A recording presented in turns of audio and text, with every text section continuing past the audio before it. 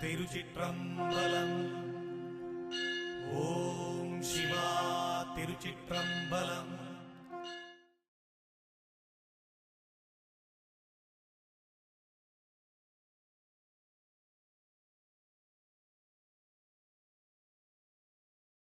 திருச்சிற்றம்பலம்.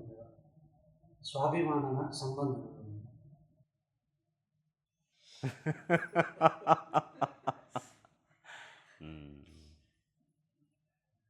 ಸಂಬಂಧದಲ್ಲಿ ಸ್ವಾಭಿಮಾನ ಇರಬೇಕು. ಅರ್ಥ ಆಯ್ತಾ ಇರೋದು?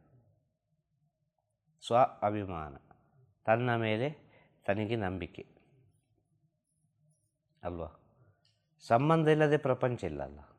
ಆಗ ಸಂಬಂಧದಿಂದ ತಾನೇ ಸ್ವಾಭಿಮಾನ ಬಂದದ್ದು. ನಿನಗೆ ನಿನ್ನ ಮೇಲೆ ನಂಬಿಕೆ ಇದ್ದದ್ದಾನೆ ಸಂಬಂಧವನ್ನು ಉಳಿಸ್ಕೊಳ್ಳಿಕ್ಕಾಗೋದು. ಆಗ ನಿನಗೆ ನಿನ್ನ ಮೇಲೆ ನಂಬಿಕೆ ಬರಬೇಕಾದ್ರೆ ಅದು ಸಂಬಂಧ ಇರಲೇಬೇಕಲ್ಲ. ಇಲ್ಲ ನಿನ್ನ ಮೇಲೆ ನಿನಗೆ ನಂಬಿಕೆ ಬರೋದು ಹೇಗೆ? ನಿನ್ನನ್ನು ನಂಬಿ ಇದ್ದವರು 4 ಜನ ನಿನ್ನನ್ನು ನಂಬಿ ಊಟ ಮಾಡ್ತಾರೆ ಅಂತ ಹೇಳಿದರೆ ಮೊದಲು ನಂಬಿಕೆ ಯಾರಿಗೆ ಬರಬೇಕು? ಅದು ನಿನಗೆ ತಾನೆ. ಆಗ ನಿನ್ನ ಮೇಲೆ ನಿನಗೆ ಅಭಿಮಾನ ಇರಬೇಕಾದ್ದು, ಸ್ವಾಭಿಮಾನ.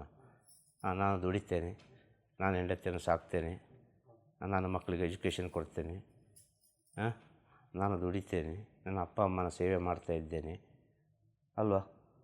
ಆಗ ನಿನ್ನ ಮೇಲೆ ನಂಬಿಕೆ ಬಂದಿರದಾನೆ ಆಗೋದು. ಆಗ ನಿನ್ನ ಮೇಲೆ ನಿನಗೆ ನಂಬಿಕೆ ಬರಬೇಕು ಅಂತ ಹೇಳಿದರೆ ನಿನ್ನ ಸುತ್ತಲೂ ಏನೋ ಒಂದು ಇರಬೇಕು. ಆಗ ನೀನು ಏನು ಅಂತೇಳಿ ಗೊತ್ತಾಗೋದು. ನಿನ್ನ ಸುತ್ತಲೂ ಏನೂ ಇಲ್ಲ,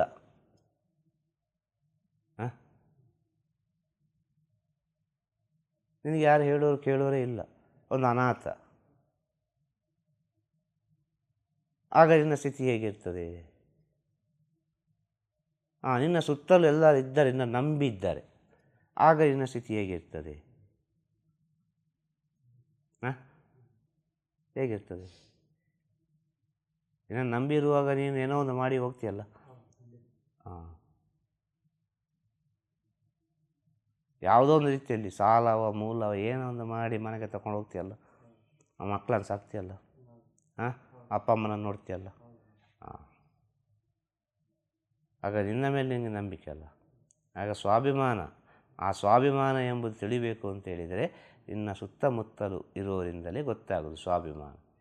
ಆಗ ಸಂಬಂಧದಿಂದ ಸ್ವಾಭಿಮಾನ. ಈ ಸಂಬಂಧ ಮತ್ತು ಸ್ವಾಭಿಮಾನ ಉಂಟಲ್ಲ, ಇದು ಒಂದು ನಾಣ್ಯದ 2 ಮುಖಗಳಿದ್ದಾಗೆ ಅಂತೇಳಿ. ಇಲ್ಲದೆ ನೀನು ಏನಂತ ಗೊತ್ತಾಗೋದಿಲ್ಲ. ನಿನ್ನ ಆತ್ಮವಿಶ್ವಾಸ ಎಷ್ಟು, ನಿನ್ನ ಧೈರ್ಯ ಎಷ್ಟು, ನಿನ್ನಿಂದ ಏನು ಮಾಡ್ಬೋದು, ನಿನ್ನ ಒಳಗಿರೋ ಪ್ರತಿಭೆ ಏನು, ಇದು ಯಾವುದು ಹೊರಗೆ ಬರೋದಿಲ್ಲ. ಅದು ಹೊರಗೆ ಬರಬೇಕಾದ್ರೆ ಯಾರಾದೊಬ್ಬ ಬೇಕು ಪುಂಗಿ ಊದಲಿಕ್ಕೆ.